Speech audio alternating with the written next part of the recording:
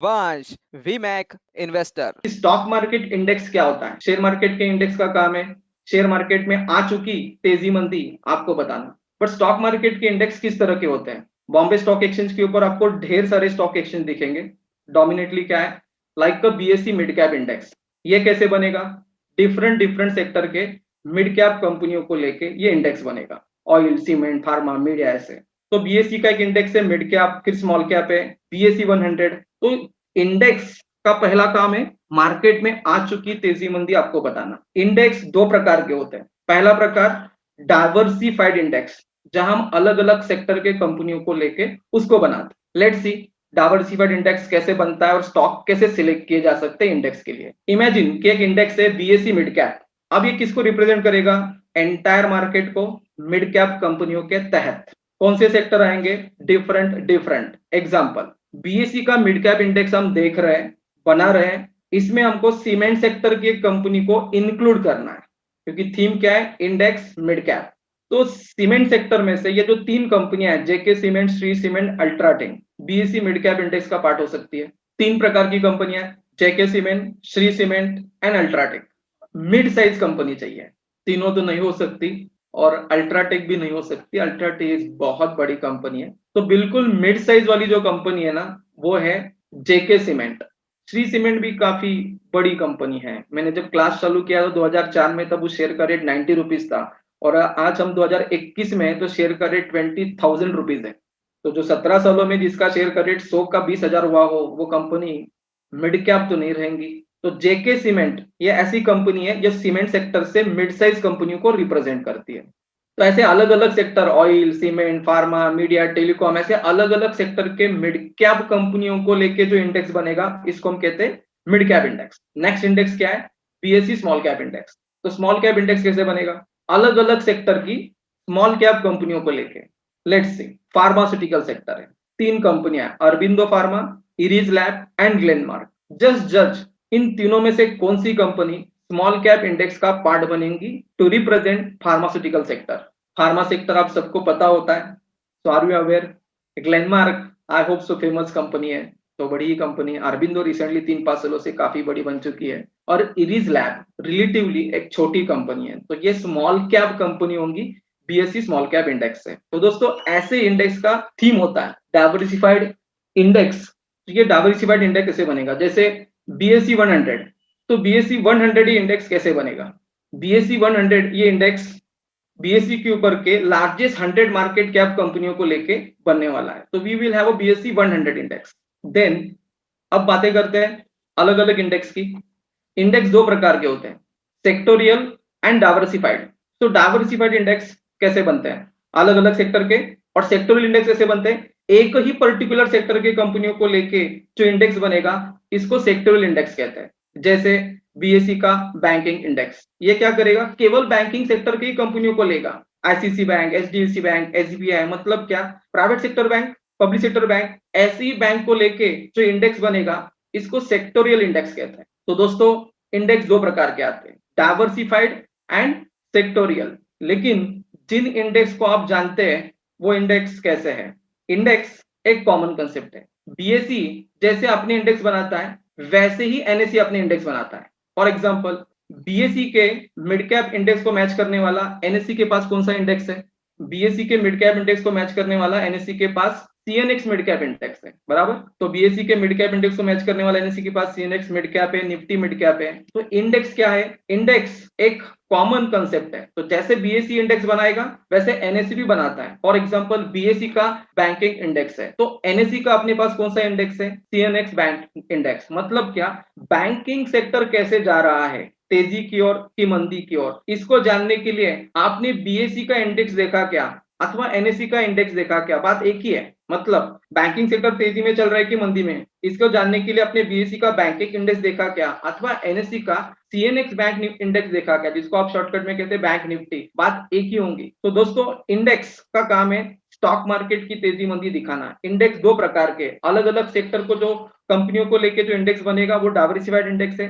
एक ही particular sector के company को लेके जो इंडेक्स बनेगा, इसको सेक्टोरियल इंडेक्स कहते हैं। तो एनएसई और बीएसई दो एक्सचेंज अलग है, लेकिन दो एक्सचेंज एक ही थीम पे इंडेक्स बनाते हैं।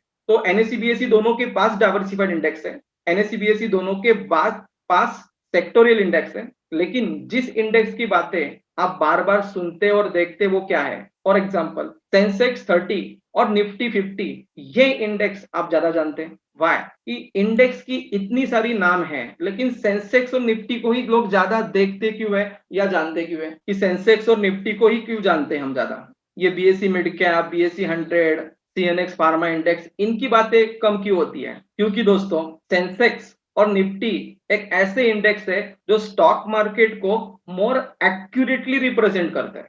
सबसे बेहतरीन तेजी मंदी की झांकी यदि कोई इंडेक्स आपको दिखा सकता है तो उन इंडेक्स का नाम होता है सेंसेक्स और निफ्टी।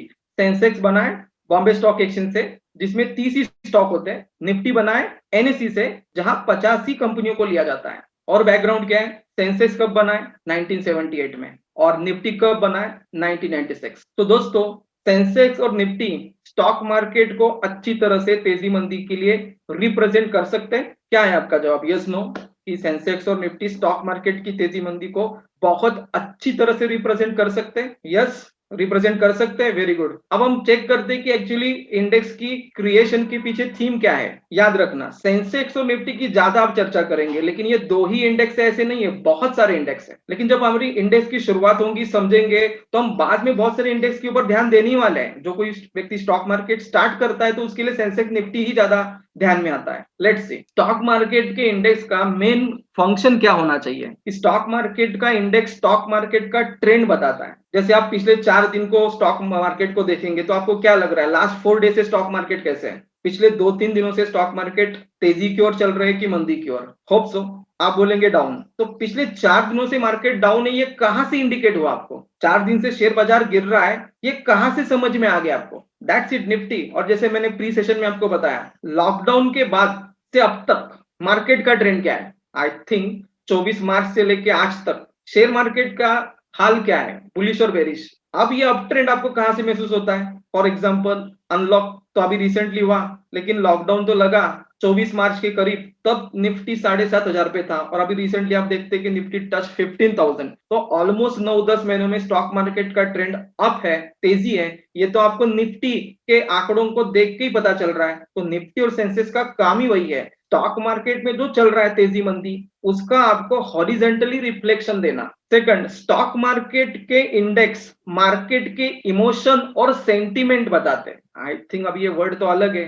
ट्रेंड मतलब दिशा, प्राइस बढ़ रही की घट रही है। इमोशन और सेंटीमेंट क्या होता है? अब पिछले 6-12 महीने देखो, मार्केट का सेंटीमेंट क्या है, इमोशन क्या है? आई थिंक वो बातें ऐसी है कि पिछले 12 महीने में कोरोना था, लॉकडाउन था, ये पूरे 12 महीनों में हमारे जीडीपी निगेटिव चल रहे हैं। ये करंट फाइनेंशियल ईयर में जीडीपी 7% नेगेटिव रहने वाला है, और 7% जीडीपी का ग्रोथ रेट नेगेटिव होने के बावजूद निफ्टी 7,500 से 15,000 और लाइफ टाइम हाई पे पहुंचना, इन बातों से मार्केट का कौन सा सेंटीमेंट आपको समझ में आता है? एक, कि हम मार्केट के फंडामेंटल को नहीं देखते, अपने मूड से ट्रेंड से चलते हैं, या दो, ओवर वैल्यूड। थर्ड, हमारी जो रिकवरी है वो करंटली हो रही है और बहुत स्ट्रांग हो रही है, और 2021-22 और 22-23 ये जो upcoming next two financial year है वो सुपर सॉलिड ग्रोथ के रहेंगे। इसके संकेत बहुत सारे इकोनॉमिक रिफॉर्म्स, गवर्नमेंट के रिफॉर्म से मिल रहे हैं, और उस हिसाब से मार्केट अपने आप को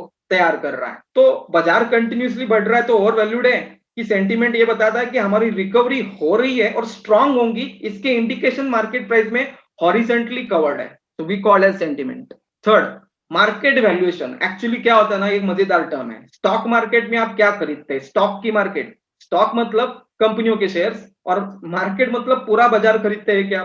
तो दोस्तों जब आपको स्टॉक मार्केट में आना है, शेयर्स खरीदना है, तो शेयर सस्ते की महंगे, वैल्यूएशन जो होता है ना, वो कौन से रेशियो पे आधारित है? P ratio, book value ratio, इसके आधार पे होते हैं। तो अक्सर हम क्या करते हैं? वैल्यूएशन स्टॉक का ही देखते हैं, क्योंकि हम स्टॉक मार्केट में आके स्टॉक खरीदते हैं। तो कंपनियों की शेयर प्राइस महंगी है ऐसा कहना चाहिए, बाजार सस्ता है कि महंगा है ऐसा हम कहते हैं क्या, कहना चाहिए क्या? जब खरीदना एक ही कंपनी का शेयर है तो पूरे मार्केट का वैल्यूएशन का क्या रिलेवेंस है, देखते हैं। But point to connect to next, कि क्या सेंसेक्स और निफ्टी पूरे स्टॉक मार्केट का वैल्यूएशन सस्ता है कि महंगा है, ये बता सकते हैं क्या? स्टॉक महंगे नहीं, बाजार ही महंगा है। अब बाजार महंगा है तो स्टॉक सस्ते कैसे होंगे? ऐसी भाषा है, हम कह सकते हैं क्या, समझ सकते हैं क्या? स्टॉक मार्केट के जो इंडेक्स होते हैं वो स्टॉक मार्केट की तेजी मंदी दिखाते हैं कि देश की आर्थिक प्रगति या अधोगति, इसको रिप्रेजेंट करते हैं। You have to think it कि स्टॉक मार्केट का इंडेक्स एक्चुअली किसको रिप्रेजेंट करना है? शेयर मार्केट के हालचाल को, तेजी मंदी को, ट्रेंड को, या देश की अर्थव्यवस्था कैसे चल रही है उसका एक रूपांतरित पिक्चर मतलब इंडेक्स के प्राइस हो सकते हैं? एक्चुअली इसका जवाब हाँ है कि स्टॉक मार्केट के इंडेक्स स्टॉक मार्केट को रिप्रेजेंट करते हैं और एंटायर स्टॉक मार्केट देश के अर्थव्यवस्था को ही रिप्रेजेंट करता है, क्योंकि इकोनॉमी कैसी बनती है? अलग अलग सेक्टर से, oil, cement, pharma, media, telecom, service, industry, agriculture. Economy कैसे बनती है? गवर्नमेंट के बहुत सारे कदम से, टैक्स बढ़ेगा, घटेगा, इंपोर्ट, एक्सपोर्ट, व्हाटएवर। तो ये जो कुछ भी व्यापार चल रहा है, व्यापार के आसपास इकोनॉमी के अपने सारे मेजरमेंट चल रहे हैं देश के, दुनिया के, इसका असर किस पे होगा? व्यापार पे। व्यापार का असर किस पे होगा? उसकी वैल्यूएशन पे, मतलब कंपनियों के शेयर प्राइस पे। इसलिए देश आर्थिक व्यवस्था में प्रगति कर रहा है कि अधोगति, उसका रूपांतर डिफरेंट सेक्टर के डिफरेंट कंपनियों के शेयर प्राइस है, मतलब ही शेयर मार्केट। और शेयर मार्केट का रिफ्लेक्शन आता है इंडेक्स में। तो इसमें 2 in 1 क्या है? स्टॉक मार्केट ने रिप्रेजेंट करना है इकोनॉमी को और स्टॉक मार्केट को रिप्रेजेंट करना है इंडेक्स ने।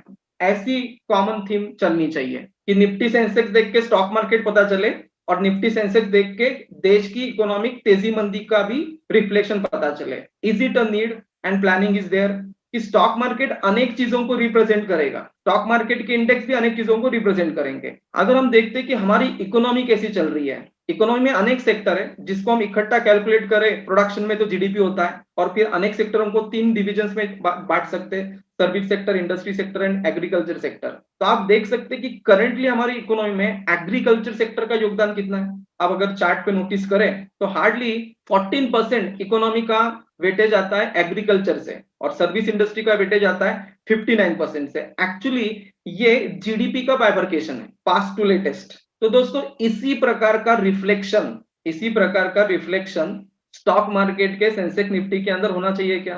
कि एग्रीकल्चर सेक्टर का योगदान तो बहुत कम है, तो इतना ही कम पार्टिसिपेशन सेंसेक्स और निफ्टी में होना चाहिए। चेक करते हैं, ठीक से याद रखना, सर्विस इंडस्ट्री का वेटेज है 60%, इंडस्ट्री का 27% है and agriculture at this moment केवल 15% ही हमारी इकोनॉमी को कंट्रीब्यूट कर रहा है। सर्विस सेक्टर 60% पार्ट है हमारी इकोनॉमी का। लेटेस्ट पे आ जाओ, पुराने नहीं। पुराने में हम स्कूलों में थे और अभी शेयर मार्केट में हो, तो लेटेस्ट में आ जाओ आंकड़ों के साथ। अगर हम देखते हैं हमारे देश की जीडीपी को सेकंड और बाइफरकेशन से, तो टूरिज्म और लॉजिस्टिक हमारे इकोनॉमी का 19% हिस्सा है जीडीपी के अंदर। कंस्ट्रक्शन 8% है, फाइनेंशियल मार्केट 22% है, एग्रीकल्चर 14% है। ये थोड़ा और सेकंड लेवल का बाइफरकेशन है, क्योंकि ऊपर के लेवल पे क्या है, ऊपर के लेवल पे सारे सेक्टरों को 3 थीम में बांटे होते हैं, सर्विस, इंडस्ट्री एंड एग्रीकल्चर। और फिर जितनी जितनी की आपकी इंडिपेंडेंट इंडस्ट्री है, इनको अलग अलग दिखा है। यहाँ भी थोड़ा सब सेक्शन है, लेकिन ठीक है, आपको समझता है कि टूरिज्म हमारे पास 19%, मतलब कोई 10-12% तो इंडिपेंडेंट टूरिज्म का हिस्सा है इकोनॉमी के अंदर। कंस्ट्रक्शन एक्टिविटी 8% हिस्सा है, ऐसे आपको समझना है। फाइनेंस मार्केट 22% है। अब जब स्टॉक मार्केट को रिप्रेजेंट करेगा स्टॉक मार्केट के इंडेक्स, और स्टॉक मार्केट के इंडेक्स स्टॉक मार्केट और इकोनॉमी को रिप्रेजेंट करेगा, ऐसी बातें चल रही है, तो आप जरा इंडेक्स का लेटेस्ट रूप चेक करो। दोस्तों ये लेटेस्ट 2019 का स्नैपशॉट है कि सेंसेक्स की जो 30 कंपनियां हैं जो अलग अलग सेक्टर से आएंगी, तो ये सेंसेक्स की 30 कंपनियां जो अलग अलग सेक्टर से आएंगी, तो उन सेक्टरों का सिलेक्शन क्या है और उन सेक्टरों का वेटेज क्या है। सवाल यह है कि स्टॉक मार्केट का सेंसेक्स से इंडेक्स कितना स्टॉक मार्केट को रिप्रेजेंट करता है और कितना इकोनॉमी को रिप्रेजेंट करता है। What's your observation? डिक्टो, कम, ज्यादा, या समझ में नहीं आ रहा है? सेंसेक्स निफ्टी जैसे main broad base index stock market को भी रिप्रेजेंट करने वाले और साथ ही साथ इकोनॉमिक सिचुएशन को भी। तो कुछ नोटिस हुआ है इसमें आपको, ये observation just see fast. Service sector का वेटेज है 59, एग्रीकल्चर का 14, इंडस्ट्री का 27। ये उसके अंदर आप देख सकते हैं कि टूरिज्म ऑलमोस्ट 19% के करीब है, आपकी एग्रीकल्चर 14% है, कंस्ट्रक्शन 8% है। और जब आप रिसेंट देखें तो आपको क्या दिखता है कि फाइनेंस सेक्टर की कंपनियां सेंसेस का 40% पार्ट है। तो ये इकोनॉमी को कम रिप्रेजेंट कर रहा है कि ज्यादा? फाइनेंशियल सेक्टर का 44% वेटेज जो हमारे सेंसेक्स निफ्टी के अंदर आपको दिख रहा है, इतना तो वेटेज फाइनेंशियल सेक्टर का हमारे देश के अर्थव्यवस्था में भी नहीं है। फॉर एग्जांपल एग्रीकल्चर सेक्टर का 14% वेटेज है, तो एग्रीकल्चर सेक्टर को तो नाम ही लिखा नहीं है यहाँ। क्या एग्रीकल्चर सेक्टर में कोई अनऑर्गेनाइज सेक्टर होने की वजह से ज्यादा कंपनियां है नहीं है? या फिर आप देखते हैं कि टूरिज्म सेक्टर, उसका तो 12%, 15% यहाँ कोई योगदान है। तो यहाँ कोई होटल की, रेस्टोरेंट की ऐसी कोई कंपनी दिख नहीं रही है कि जिसको हम टूरिज्म सेक्टर का प्रॉक्सी देखे। यहाँ तात्पर्य, स्टॉक मार्केट के इंडेक्स स्टॉक मार्केट को रिप्रेजेंट करते हैं कि इकोनॉमी को। लास्ट कंक्लूजन क्या होगा आपको? स्टॉक मार्केट के इंडेक्स क्या होते हैं, काम क्या है? स्टॉक मार्केट के इंडेक्स कितने स्टॉक मार्केट को रिप्रेजेंट करने वाले, और स्टॉक मार्केट के सेंसेक्स निफ्टी कितने इकोनॉमिक परफॉर्मेंस को रिप्रेजेंट करने वाले हैं। तो होता क्या है दोस्तों कि स्टॉक मार्केट के इंडेक्स ने एक्चुअली दोनों को रिप्रेजेंट करना है, स्टॉक मार्केट को भी और इकोनॉमी को भी। लेकिन जिस प्रकार का कंस्ट्रक्शन लेटेस्ट है और इस कंस्ट्रक्शन में लिमिटेशंस भी है। फॉर एग्जांपल, एग्रीकल्चर सेक्टर की कंपनियां ही देश में नहीं है, किसान के आंदोलन चल रहे उसी के प्रति कि कॉर्पोरेट कल्चर नहीं चाहिए वहां, तो एग्रीकल्चर सेक्टर का यहाँ योगदान देने के लिए इतनी कंपनियां क्वालिटी है नहीं है। तो हमारी इंटेंशन राइट है कि स्टॉक मार्केट इंडेक्स ने स्टॉक मार्केट इकोनॉमी को रिप्रेजेंट करना है, लेकिन वहां लिमिटेशंस भी है। तो तात्पर्य क्या होता है, लोग इसको हमेशा कनेक्ट करते हैं। जैसे रिसेंटली आप देखेंगे 6-12 महीनों में वो ऐसे आपको दिखाई पड़ेगा, अरे स्टॉक मार्केट तो ऊपर ही जा रहा है। अनलॉक लॉकडाउन जब लगा 24 मार्च को तो निफ्टी 7,500 था, और उसके 12 महीने में हम देखो कि अब तक पूरे अनलॉक भी नहीं हुए। आज भी रिस्ट्रिक्शन है कि शादियों में 85 लोग जा सकते हैं, महाराष्ट्र में रिस्ट्रिक्शन है। ओके, अभी भी हमारी इकोनॉमी निगेटिव चल रही है। In fact of that market तो 100% बढ़ चुका है। तो लोगों को स्टॉक मार्केट की तेजी इंडेक्स के तहत देखना और इकोनॉमी के करंट हालात से जोड़ना क्या लगता है? Stock market overvalued, stock market सट्टा है, स्टॉक मार्केट इकोनॉमी को रिप्रेजेंट नहीं करता। क्या ख्याल है आपका? ये जो कोई भी बोलता है ये कितना लॉजिकफुल है और उसका कंक्लूजन क्या है? पिछले 6-12 महीने देखो, market is rising every time, 100% growth है लॉकडाउन से अनलॉक के इस 12 महीने के पीरियड में। लेकिन आप आसपास देखेंगे कि आज भी एग्रीकल्चर सेक्टर ठीक ठाक चल रहा है, टूरिज्म सेक्टर बंद पड़ा है, बहुत सारे लोगों को जॉब नहीं है या सैलरी में ग्रोथ कम है, लेकिन स्टॉक मार्केट का ग्रोथ सुपर्ब है। कितना connected, non connected, fact based चीज समझ में आ रही है आपको? दोस्तों, point two conclude, stock market के इंडेक्स 100% इकोनॉमी को रिप्रेजेंट नहीं कर सकते, क्योंकि जब आपके पास 44% weightage banking sector, financial sector के स्टॉक के होंगे और जीडीपी में उसका योगदान 20% है, और मान के चलो कि पिछले 6-12 महीने में बैंकिंग सेक्टर के परफॉर्मेंस अच्छे हैं और उनका भविष्य आगे उज्जवल है, तो सेंसेक्स और निफ्टी ऊपर ही जाएंगे ना। पूरी इकोनॉमी कैसे चल रही है ऑल टुगेदर अलग मुद्दा है, लेकिन जिन सेक्टरों को लेके हम इंडेक्स बना रहे हैं वो सेक्टर की कंपनियां अपने आप में व्यापार में और शेयर प्राइसेस में कैसे चल रही है, दूसरी कंसेप्ट है। और एक आपको एक इंपॉर्टेंट बात बताता हूं, यदि स्टॉक मार्केट के इंडेक्स ने स्टॉक मार्केट और इकोनॉमी को रिप्रेजेंट करना चाहिए, तो नेक्स्ट क्राइटेरिया ये भी है, इकोनॉमी कैसे रिप्रेजेंट होती है वैसी रिप्रेजेंट होती है, अच्छी बुरी, मतलब इकोनॉमी में अच्छे भी सेक्टर दिखते हैं, बुरे भी सेक्टर दिखते हैं, इन सारे सेक्टरों को देख के इकट्ठा करके इकोनॉमी बनती है वो सेक्टर, सारे सेक्टर अच्छे बुरे, सारे सेक्टरों को इकट्ठा देखे तो दिखता है जीडीपी 7% डाउन। लेकिन सेंसेक्स के 30 स्टॉक कैसे आते हैं? 100% जीडीपी को मैच नहीं कर सकते, सारे सेक्टर वहां नहीं आ सकते। और एक खास बात बताता हूं, हमारे सेंसेक्स निफ्टी में वही सेक्टर आ सकते हैं जो उस वक्त हमारे इकोनॉमी में पॉजिटिवली परफॉर्म कर रहे हैं। जिन सेक्टर के कंपनियों के सेल्स और नेट प्रॉफिट ग्रो कर रहे हैं, उन्हीं कंपनियों का रिप्रेजेंटेशन इंडेक्स में होता है। फॉर एग्जाम्पल, अगर पिछले 5-7 सालों से रियल एस्टेट कंपनियों के बिजनेस बढ़ नहीं रहे हैं, प्रॉफिट कभी लॉस, हाई ग्रोथ नहीं है, तो डीएलएफ जैसा स्टॉक 2008 तक सेंसेक्स का पार्ट था, उसके 3-4 साल के बाद नहीं है।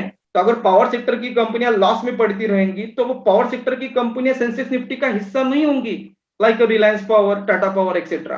तो दैट्स व्हाई स्टॉक मार्केट की इंडेक्स केवल परफॉर्मिंग सेक्टर को ही दिखाएंगे। तो हो सकता है कि केवल अच्छी ही बातें, पॉजिटिव ही आंकड़े बनने का स्कोप ज्यादा बनता है। जैसे क्रिकेट टीम में केवल अच्छे खिलाड़ी खेले सिलेक्ट किए जाएंगे, रिसेंट फॉर्म जिसका अच्छा है उसको लो, रिसेंट जो फॉर्म में नहीं उसको ड्रॉप करो। तो आप कॉन्ट्रारियन मत हो जाओ कि भाई स्टॉक मार्केट ऊपर जा रहा है, इकोनॉमी कहां जा रही है, नीचे मैच नहीं कर रही है। अरे इकोनॉमी सारे सेक्टरों को लेके बनती है, अच्छा बुरा सब दिखाती है, लेकिन सेंसेक्स और निफ्टी केवल कुछ ही सेक्टर, उसमें भी वेटेज कम ज्यादा और केवल चलने वाले सेक्टर है। तो इसमें दोष है कि रोष है, या फायदा उठाना है या कॉन्ट्रारियन नहीं चलना है। बी प्लानफुल कि मैं मार्केट नहीं खरीद रहा हूं, वैसे इकोनॉमी भी नहीं खरीद रहा हूं। तो सेंसेक्स निफ्टी वो अपने 30-50 स्टॉक से बनेंगे ना। चलो अगले मुद्दे पे आते हैं, वैल्यूएशंस। ये आपके सामने जो रखा है ना, वो इंडेक्स के वैल्यूएशन है, ईयरली बेसिस पे 12 महीने का एवरेज है। तो पी रेशो आप देख सकते हैं कि 2016 में 20 था इंडेक्स का, फिर 23 है 18 में, लास्ट ईयर कोरोना के पहले 26 था और अभी जो 20-21 ऑनगोइंग है इसका एवरेज आ रहा है 27। तो सेंसेक्स के 30 कंपनियों का एवरेज पी रेशो 27 है। आपके सामने मैंने 2008 से लेकर 2021 तक का चार्ट रखा है। आपको क्या लगता है हम शेयर मार्केट में खड़े हैं कि सस्ते मार्केट में कि महंगे मार्केट में? मैंने बताया था आपको कि स्टॉक मार्केट के इंडेक्स स्टॉक मार्केट का वैल्यूएशन दिखा सकते हैं क्या, कैसे? देखो अब की बार। तो दोस्तों पिछले 10 सालों में स्टॉक मार्केट का index 27 P ratio is a costly. तो ये कहने का स्कोप राइट है, बट इसका ये मतलब है क्या कि हमने स्टॉक मार्केट में अब किसी भी कंपनी के किसी भी सेक्टर के कंपनियों के शेयर को खरीदना नहीं चाहिए, क्योंकि स्टॉक मार्केट दशक का सबसे महंगा साबित हो चुका है करंटली 27 पी रेशो। यस और नो? लेकिन पॉइंट निकलता है इससे। इसके ऊपर आपके पास वक्त हो तो मेरा यूट्यूब पे एक छोटा सा वीडियो है जिसके ऊपर आपको ये मिलेगा, मार्केट पी रेशो के ऊपर क्या क्या सोच सकते हैं, sector specific and company specific. ये लेटेस्ट है, पिछले 12 महीने, अप्रैल 20 से लेके फेब 21। अब पिछले 12 महीनों का भी मार्केट का वैल्यूएशन निकाले कि लॉकडाउन के वक्त तो मार्केट 18 पी रेशो पे था और अभी आप देखें तो 35 है। पी रेशो मतलब क्या होता है? शेयर के प्राइजेस को ईपीएस से डिवाइड करो तो आता है पी रेशो।